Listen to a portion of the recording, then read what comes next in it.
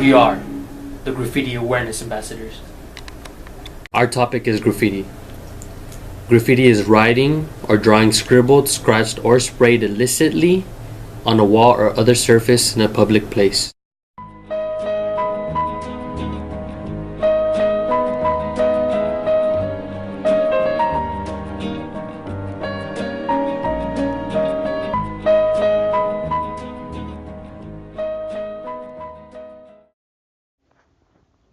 For RCAP 1, we wanted to get an idea of just how big the problem was. In order to do this, we went out in the community and documented the amount of graffiti and got different viewpoints of the community's people. Do you think it has any other type of effects, like at all, like besides vandalism?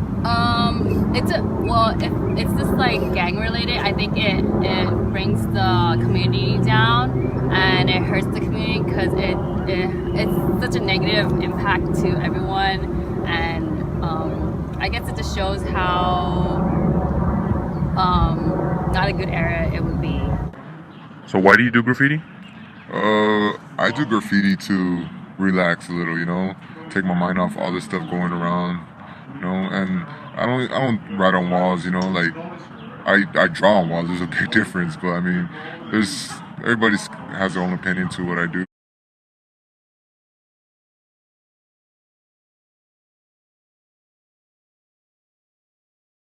After seeing how big the problem really was, we decided to interview Ari the Cellist, the head of the Graffiti Abatement Office of the Public Work Building for the County of Los Angeles, to figure out how the community can implement change and take action. How do you guys judge the price of the damage of graffiti? Right now we have a formula that is approved by our county council, our county attorneys, and the auditor controller, sheriff, probation, and public works. It's a very old formula, and it's based on the amounts that the painters and the crews make right now. These contracts are going to the prevailing wage, so it's going from like people making $12 an hour to people making $30+ an hour. So the way that it is calculated is the actual removal plus a little bit of administrative cost, because when there's an arrest made in the field in East Los Angeles, for instance, the sheriff will call us and say an arrest was made for vandalism and we need to have a statement of loss.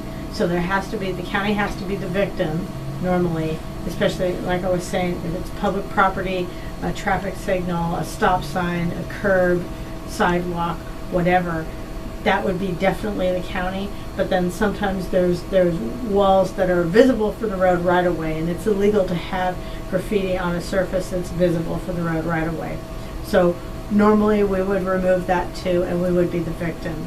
So when we produce the document, the statement of loss goes to the district attorney's office for them to file the case against the individual, and the district attorney needs that documentation to know that the damage was repaired by Public Works, that Public Works would be named the victim, and then they follow through and send a subpoena, and we go and appear in court against that alleged subject.